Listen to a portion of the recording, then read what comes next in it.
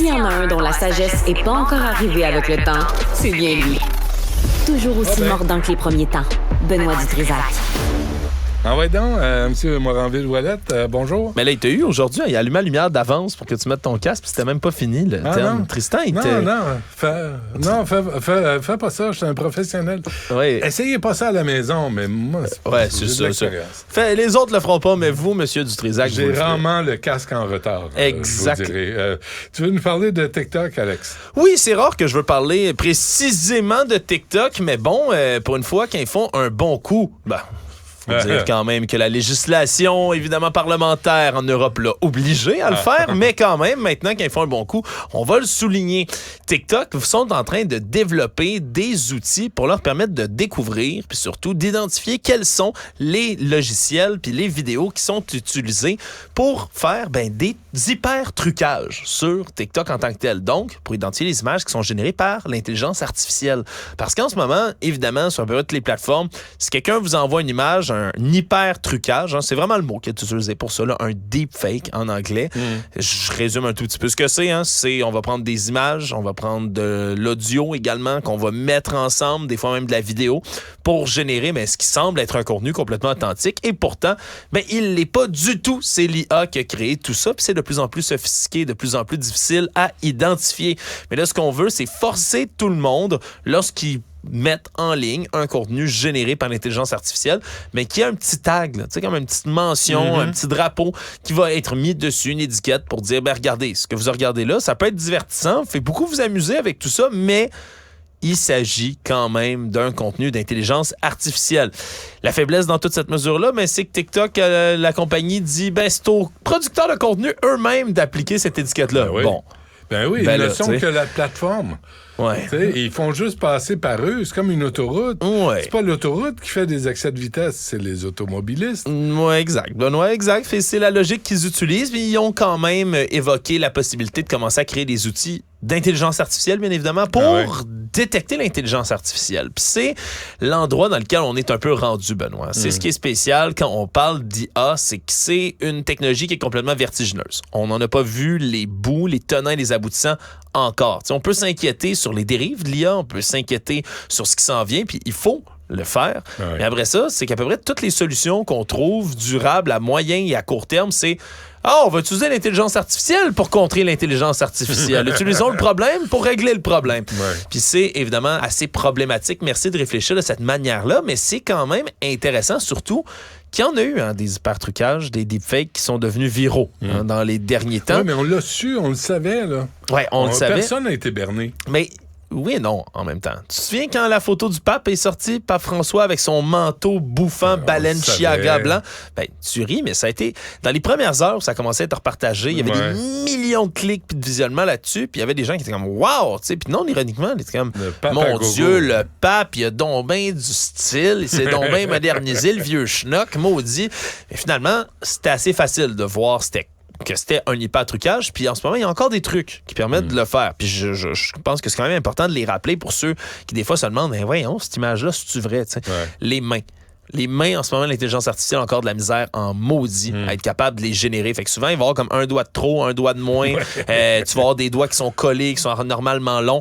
Les reflets. C'est drôle, que l'intelligence artificielle ne saisisse pas c'est quoi une main. J'imagine. Non, mais en dessin, c'est une des affaires les plus difficiles à dessiner, là, les mains. Mais d'ajouter un doigt, tu te rends compte que l'intelligence artificielle est un peu sans dessin aussi. Ouais, puis ça, il y a une explication quand même logique autour de ça, Benoît. C'est quand tu veux nourrir une intelligence artificielle, tu dois la nourrir avec quoi? Des données. Elle mange pas un bon hot dog comme toi puis moi, Benoît. C'est des données que tu donnes à l'intelligence artificielle.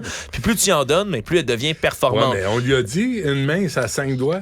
Oui, mais t'as beau lui donner 1 million, des millions d'images de mains. Ouais. Mais c'est le problème, c'est que plein d'images d'une personne, le visage est toujours, il peut être à droite, à gauche, non, mais devant. Tout le monde a 5 doigts.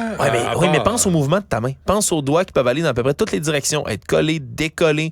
T'en as 5. Puis ils peuvent prendre des positions. Des fois, sont nasales, des fois, sont collés contre le corps, des fois, sont reposés sur la cuisse. À moins qu'ils regardent trop les Simpsons avec leurs 3 doigts. Il y a plus de... Disons qu'il y a plus de positionnement difficile à faire avec les... 3 doigts, ce serait difficile de saisir la Duff Beer, là, juste à 3 doigts. Je pense que 4, c'est important d'avoir ils n'ont pas le petit doigt. Le pouce préhensile, exact. Mais non, puis c'est important de se souvenir que des les hypertrucages comme ça, ils vont devenir graduellement beaucoup plus difficiles à détecter. T'sais, je parlais de la main, il y a les reflets aussi. Sur l'image du pape, par exemple, les branches de ses lunettes semblaient comme fusionner avec son visage à un certain point. Il faut être pointilleux, minutieux, puis se remettre en question quand on regarde des images. Puis oui, on va toujours être capable de trouver des logiciels pour détecter ce que les autres logiciels font, mais ultimement, ça va être un sens critique à développer. Parce que plus on va nourrir nos algorithmes comme ça, ben plus ils vont devenir performants, plus ça va être difficile à l'œil nu de découvrir qu'est-ce qui est un deepfake puis qu'est-ce qui ne l'est pas.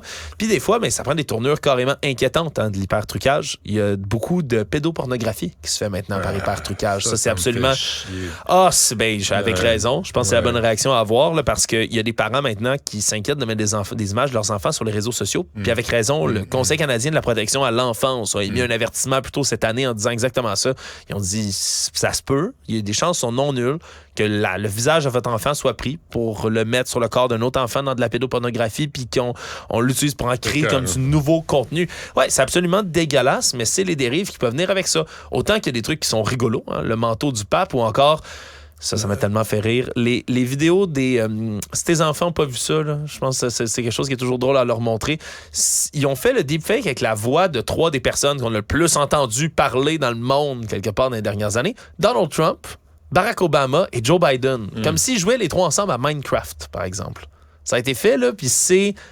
quasiment criant là, de vérité, t'es écoutes parler, puis comme s'ils étaient en train de gamer les 3 gars ensemble, puis tu s'insultais « Ah, Joe blow us up again, god damn it », puis ils s'envoient chier ensemble. C'est hilarant, mais ça reste que c'est de l'hypertrucage. Puis l'hypertrucage, ça a des risques. Les images de Donald Trump m'avaient saisi quand même. Ah oui, l'hypertrucage où il se faisait arrêter comme en pleine rue, poursuivi en courant comme par la police. Non, mais l'image où, c'est ça, il se fait arrêter, puis il se fait comme prendre, puis je trouvais que la teinture était bonne. Le numéro de teinture était juste précis. Oui, le ton orange numéro 7 de la peau. Oui, citrouille.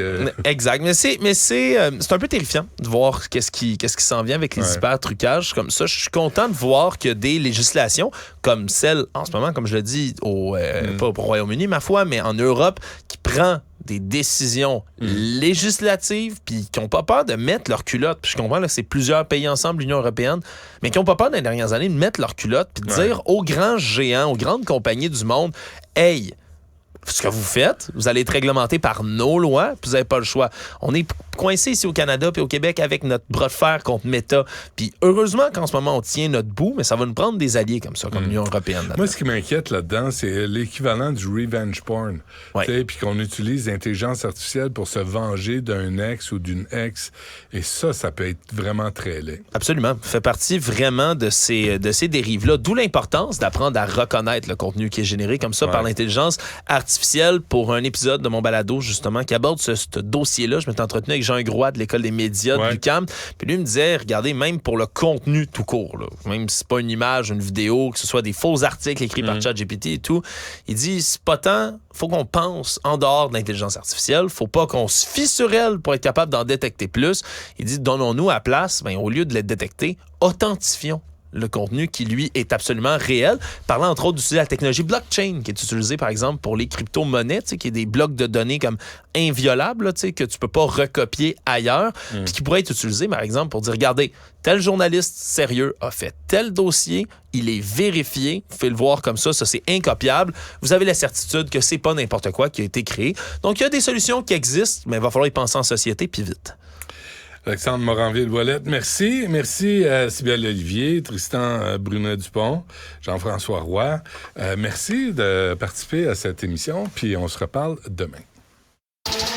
Cet épisode